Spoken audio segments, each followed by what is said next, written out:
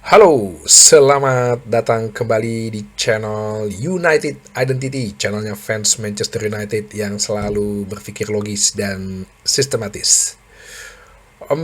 Berita transfer sedikit ya dari Fabrizio Romano yang mengatakan bahwa untuk Rasmus Højlund ya saat ini sedang ada pembicaraan dengan Napoli. Cuman Rasmus Højlund ini sebenarnya terbuka untuk klub lain seperti AC Milan, RB Leipzig, ya mungkin Leverkusen kali ya. Tapi si Rasmus Højlund ini butuh kepastian.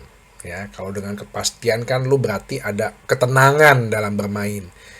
Jadi pihak dari Rasmus Højlund menegaskan bahwa kalau dia pindah ya bersedia untuk pindah ya walaupun keinginan dia sebenarnya tetap stay di Manchester United, tapi kalau misalnya memang harus dalam keadaan untuk pindah, dia ingin kepastian dan memastikan kepada klub-klub yang mengincar dia ya ibaratnya ya baik itu AC Milan, Napoli, RB Leipzig, eh, Rasmus Højlund ingin dengan status pinjaman, tapi ada obligation to buy, ada kewajiban untuk membeli. Jadi dia bisa bermain dengan tenang dan dia bisa bermain dengan kepastian. Ya, kalau dengan kepastian mungkin dia lebih percaya diri, mungkin dia merasa kemampuannya akan lebih keluar. Kalaupun nantinya di klub yang gue dipinjamkan gue tidak bermain maksimal, toh gue akan balik kan sebenarnya ke Manchester United. Tapi kalau gue bisa berhasil, gue buktikan nih, ya, gue buktikan nih bahwa gue sanggup. Ya, contoh mungkin di Napoli dia bisa mencetak 15 gol gitu, apa 20 gol dan assist lah. Dan nggak ada apa ya, tidak ada alasan buat Napoli atau AC Milan untuk tidak membelinya. Ya lo nggak, kalau emang udah dia bisa bermain bagus, Rasmus Højlund kan juga berpikir ngapain gue balik lagi ke Manchester United. Gue bisa berprestasi kok di sini. Gue bisa maksimal kok di sini di tempat di klub yang meminjam gue. Gue bisa tampil reguler kok. Untuk apa lagi gue balik ke Manchester United? Karena udah pasti gue akan menjadi pilihan kedua atau gue akan harus bersaing lagi dengan Benjamin Sesko. Nah, pemikirannya seperti itu. Ya, jadi ya menurut gue sih wajar bagi dia ya. Gue sih apa ya appreciate lah kepada dia ini dengan attitude dia yang baik gitu ya, dengan kelakuan dia yang baik, dengan cara dia yang profesional ya.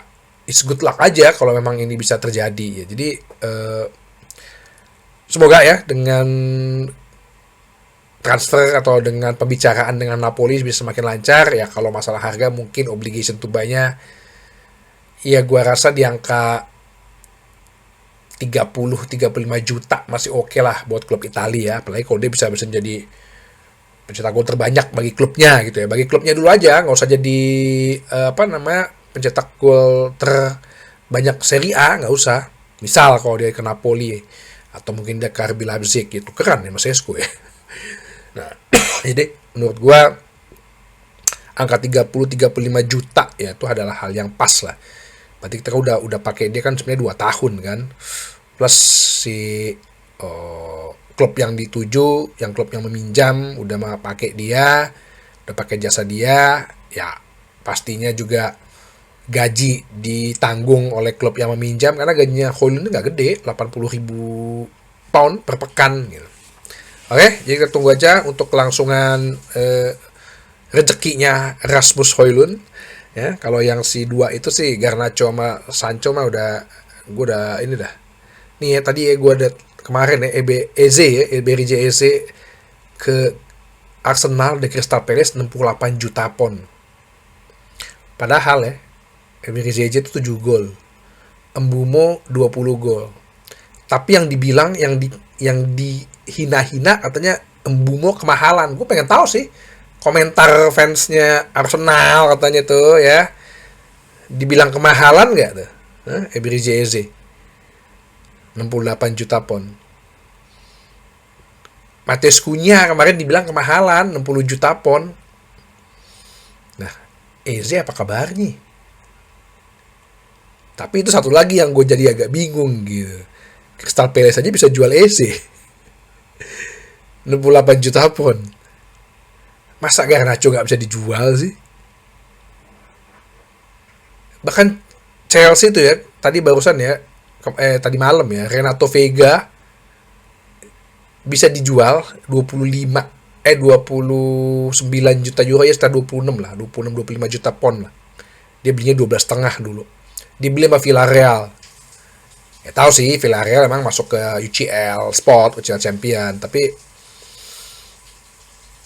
masa Real Betis gitu yang masuk ke Europa League bayar aja nggak mau gitu loh. Maunya kepemilikan bersama. Ini kan udah semesta alam pengen menjegal Manchester United gitu. Oke, jadi berita transfer kita tunggu aja. Yang satu mau gue coba bahas. Jadi gini, kemarin kan gue udah bilang ya bahwa udah banyak fanbase tuh yang mengatakan bahwa bisa nggak coba Mainu menggantikan Bruno gitu lah. Gue bilang ya kalau dalam 3 pertandingan berturut-turut ke depan Bruno nggak bisa tampil maksimal atau nggak kelihatan, ya harusnya sih Ruben Amorim sih harus fair gitu loh. Nah, gue coba bedah sedikit ya mengenai Mainu sama Bruno. Cuman gue ngeliat dari stat yang di musim lalu. Memang musim lalu gue akui Mainu ini tidak bermain maksimal, tidak seperti 2 musim yang lalu. Satu, karena dia sempat cedera. Kedua, dia juga sempat agak kegemukan kayaknya. Dan posisi dia baik di Ten Hag sama si Van Nistelrooy udah cedera dia. Pasti Ten Hag sama di Amorim kan agak berubah-berubah. Waktu di Ten Hag dia sempat dipakai nomor 8. Lumayan, tapi dia saat itu agak gemukan badannya. Terus dipakai sebagai agak deep midfielder ya, agak lebih ke belakang untuk jemput bola dari pertahanan. Hancur ya, direbut melulu bolanya sampai kita kalah 0-3 dari Liverpool. Cedera zamannya Van Nistelrooy. Di zaman Amorim dia agak pindah-pindah tempat nih ya. Di nomor 8 Amorim melihat dia nggak maksimal. Di nomor 10 ya, di 3-4-3 dengan 2 penyerang, di penyerang kiri atau penyerang kanan, dia tampil cukup oke, cukup bagus ya, karena satu, dia carrying bolanya ini bagus. Nah, gue coba lihat berdasarkan ini berdasarkan data ya. Kok berdasarkan data sih bang? Ya iyalah, lu kan maunya gitu, seneng kan semua fans ala Football Manager, walaupun kita juga nonton dong. Oke, ini bukan masalah ngebandingin, tapi ada 1-2 poin yang bisa kita pikir secara logis dan sistematis, bisa kita bedah. Ya, ini statistiknya Bruno Fernandes dan Kobbie Mainoo. Oh, kelihatannya jauh bang. Yes, kelihatannya jauh, benar jauh banget. Tapi kita coba bedah ya. Ya, kalau bicara carrying bola, jelas lah Bruno itu jago dalam bawa bola lah ya dibandingin Mainoo. Senioritas juga kalah. Oke. Ya, jadi ini yang sorry ya, gue jelasin dulu. Yang Bruno itu warna biru, yang Kobbie Mainoo warna pink. Ya, tadi ya, carrying bola Bruno Fernandes lebih tinggi.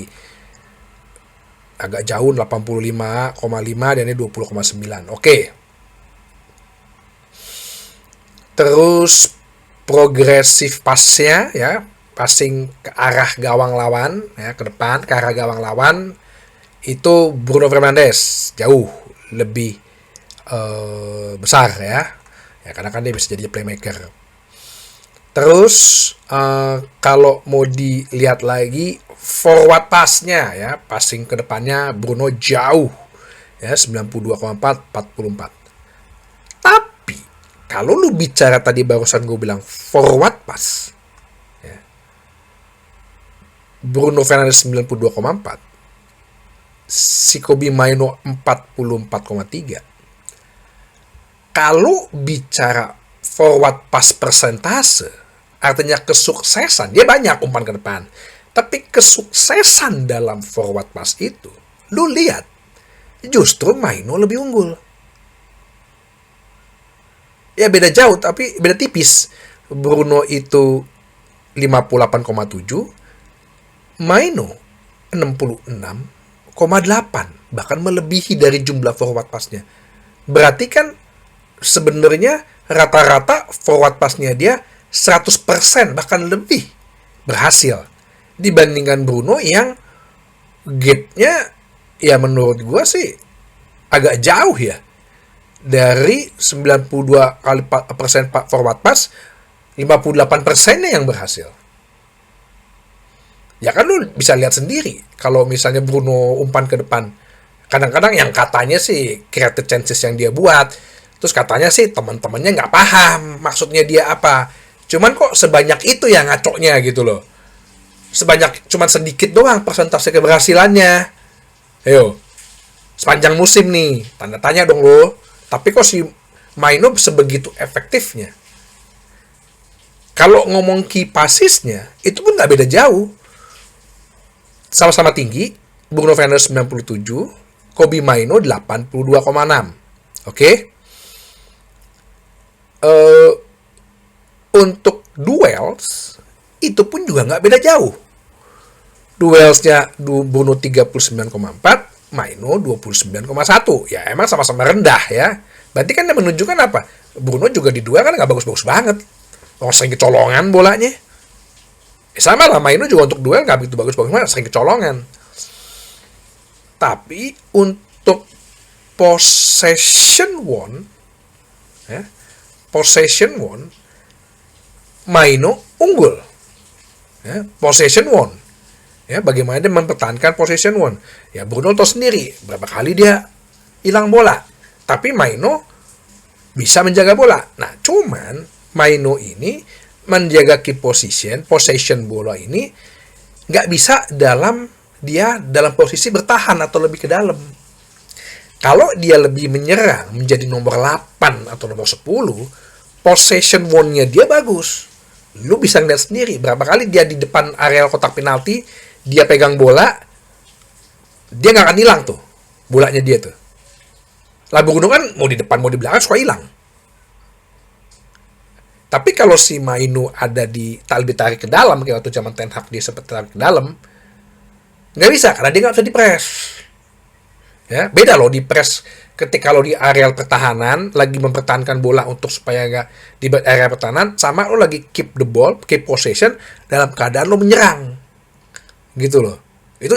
Itu beda ya, beda visi lah, beda visi ya, visi dalam bertahan sama visi dalam menyerang kan circumstances apa ya, keadaannya kan beda ya, keadaannya kan beda ya. Sama lah kalau di kerjaan lo situasi dalam lo di bidang penjualan sama situasi dalam lo bidang service gitu ya, itu kan beda. Itu mindsetnya, visinya juga beda. Nah ini yang gue bilang banyak mulai fanbase itu oke, kenapa sih nggak kita coba Kobbie Mainoo menggantikan Bruno Fernandes? Ya berita-berita atau santer-santer kabarnya sebenarnya Kobbie Mainoo ini mau dipersiapkan mungkin untuk menggantikan Bruno Fernandes. Jadi kalau tahun depan nih, jadi makanya di tahun ini sih kita nggak usah terlalu banyak berharap juga untuk jadi juara. Sebenarnya nih mungkin juga salah satu bentuk proses jangka panjang, jangka 2-3 tahun ke depan juga untuk bagaimana mencari komposisi pemain yang tepat. Ya jadi banyak ulasan gitu ya, banyak pembahasan yang mengatakan iya kalau mungkin Bruno tahun ini ditahan di hold ya, mungkin tahun depan ya, udah umur 32, 31 dia, ya itu memang saatnya dijual. Dan seperti gue bilang kan, gue yakin Al Nassr, Al Hilal, kalau Bruno sekarang masih bagus, transfer 100 juta, 80 juta pasti bisa keluar lah, masih bisa ada kok penawaran itu. Dan lu bisa ngejual pemain nomor 32 tahun dengan angka 100 juta mah udah untung banget. Kalau misalnya Bruno ini tahan dulu nih sampai musim ini nih, ya sambil nunggu contoh tahun depan Baleba kita beli. Jadi duet di tengahnya ya Mainoo sama Baleba, menurut gue itu cocok. Karena Baleba yang bisa sama-sama ngejaga bola di daerah keep position atau carrying bolanya di daerah pertahanannya dia, Mainoo yang bagian area penyerangan atau garis tengah ke depan. Ya, ini jadi satu pembahasan yang banyak mulai dibicarakan ya. Kalau gue bilang sih harusnya sih kalau misalnya, ini banyak kalonya sih, tapi ini kan namanya juga kita pembahasan ya. Ya inilah United itu nggak hanya cuma membahas pecat pelatih ya. Bagi yang nonton atau yang baru atau yang udah lama, kan selalu brainwash lo lagi nih, selalu brainstorming lo lagi nih. Ini channel tidak hanya selalu membahas pecat pelatih enggak, bahasnya tuh out of the box gitu ya. Kalau misalnya emang dalam 1 bulan lah, apa 5 pertandingan lah, kita ngeliat Bruno ya, kenapa nggak langsung di switch aja ya ke Kobe Maino gitu loh ya. Karena kalau mau ngomong proses lagi jangka panjang, ingat Amorim juga lo lagi dapet tekanan besar gitu. Ya, pemain-pemain lo juga rata-rata udah bisa banyak, beberapa kan keinginan lo nih gitu loh. Oke, jadi itu aja bahasan kali ini. Sampai ketemu lagi di bahasan berikutnya di channel United Identity, channelnya fans Manchester United yang selalu berpikir logis dan sistematis. Terima kasih.